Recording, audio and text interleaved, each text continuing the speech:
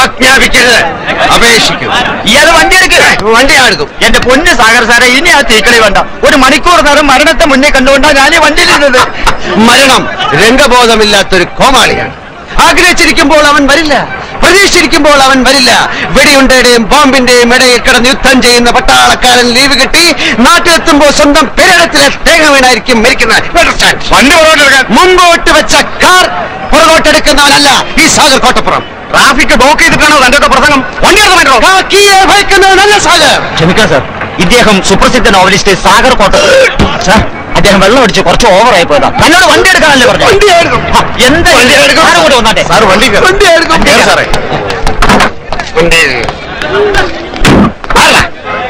ഒന്ന് ചോദിച്ചോട്ടെ പോലീസുകാരെ, ഈ തഹസിൽദാരുടെ വീട് ഏതാണ്? ഈ തഹസിൽദാരുടെ വീട് ഏതാണെന്ന് പറയില്ല. ഓ, അപ്പോഴേക്കും പിണങ്ങിയോ? അല്ലേ ഈ പോലീസുകാരിങ്ങനെ മഹാ തൊട്ടാവാടികളാ.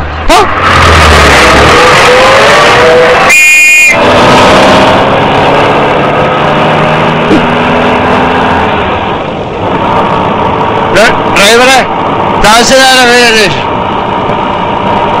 ചോദിച്ചു പോ.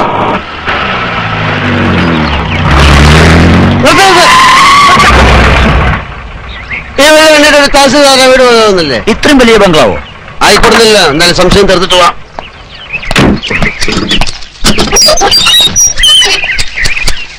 തഹസിൽദാരുടെ വീട് ഇതാണോ? തോട്ടക്കാരാ. തന്നോട് ഗേറ്റ് തള്ളി തുറക്കാൻ ആരാ പറഞ്ഞേ? തഹസിൽദാർ രാമകൃഷ്ണന്റെ വീടാണോ അല്ലയോ എന്നാണ് ചോദിച്ചത്. മുഖത്ത് കണ്ടില്ലേ? ഗേറ്റിൽ വലിയ അക്ഷരത്തിൽ എഴുതി വെച്ചിട്ടുണ്ടല്ലോ അഡ്വക്കേറ്റ് ഗോപിനാഥൻ എന്ന്. എഴുതി വെച്ചത് മുഴുവൻ സത്യമാകണമെന്നില്ലല്ലോ. ഉദാഹരണത്തിന് ഞാൻ എഴുതുന്ന നോവലുകൾ വായിച്ചു കാണും, തുഷാരങ്ങൾ. അത് മുഴുവൻ സത്യമാണെന്നാണ് വിചാരം. അല്ലേ? അല്ല, ഭാവന. ആനയുടെ വലുപ്പം അങ്ങനെയൊക്കെ അറിയില്ല. കേരളം മുഴുത്തെ അറിയപ്പെടുന്ന നോവലിസ്റ്റാ സാറ്. മനുഷ്യ ഹൃദയങ്ങളെ ഏറ്റവും അമ്മാനമാടുന്നയാൾ. ഞാൻ സാറിന്റെ ഒരു ആരാധകരാന്നറിയാലോ. സാഗർ കോട്ടപ്പുറം വെള്ളമടിച്ച് ബഹളുണ്ടാക്കിയത് നാളെ വല്ല പത്രത്തിലും വന്നാൽ ആർക്കതിന്റെ നാണക്കേട്? ആ പത്രത്തിന്, കേരളത്തിലെ എല്ലാ പത്രവും വാരികയും എന്റെ ഒരു നോവല് കിട്ടാൻ നെട്ടോട്ടമോടുകയാണ്. എനിക്കെതിരെ ആരും ഒന്നും എഴുതുകയാണ്. ഇന്ന സാർ വണ്ടി കയറി. അങ്ങനെയാണ് ഞാൻ വണ്ടി ഓടിക്കും. സാറ് വണ്ടി കയറി. വണ്ടി ഓടി.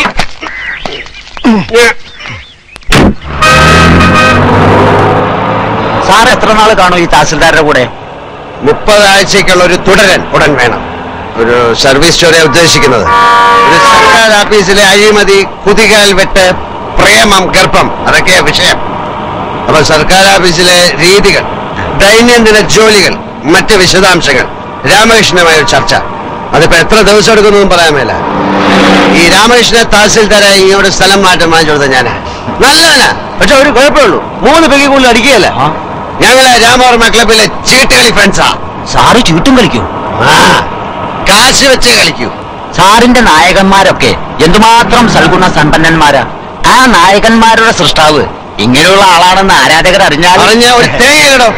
എടോ, താനടക്കമുള്ള എന്റെ എല്ലാ ആരാധകന്മാരും വെറും കിഴങ്ങന്മാരാ. എന്താണ് എന്റെ നോവലുള്ളത്? പണക്കാരിയായ ഒരു കാമുകി, കൂലിവേലക്കാരനായ കാമുകൻ, വില്ലൻ കാമുകിയുടെ അച്ഛൻ. ഇതേ അടുത്ത് മറിച്ചിടും. പുതിയതിൽ കാമുകൻ പണക്കാരൻ, കാമുകി കൂലിവേലക്കാരി, അച്ഛൻ സെയിം. പിന്നത്തെ നോവലിൽ പശ്ചാത്തലം മാത്രം മാറും. റബ്ബർ എസ്റ്റേറ്റിന് പകരം ഒരു ഫാക്ടറി, മത്സ്യത്തൊഴിലാളിക്ക് പകരം തേങ്ങ വെട്ടുകാരൻ. എല്ലാത്തിലും കാണുമോ ഒരു റേപ്പ്, ഒരു ഒളിച്ചോട്ടം, ഒരു സ്റ്റണ്ട്, പിന്നെ ഒരു സെക്സ്.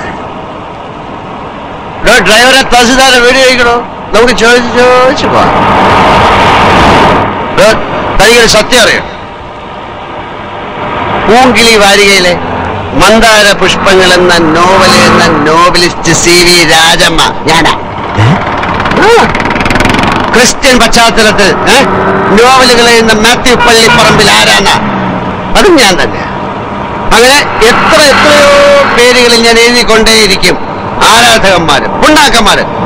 ഞാനാകുന്ന നോവലിസ്റ്റ് CV രാജമ്മയ്ക്ക് ഒരു ദിവസം വരുന്ന പ്രേമലേഖനങ്ങളുടെ എണ്ണം 200 കൂടുതലാ. അറിയാം? ഒരു അന്തവും കുന്തമില്ല താനും എങ്ങോട്ടാ ഓടിക്കുന്നത്? ഡ്രൈവറെ തഹസിൽദാരുടെ വീട് കഴിക്കണോ? നമുക്ക് ചോദിച്ചു പോവാം.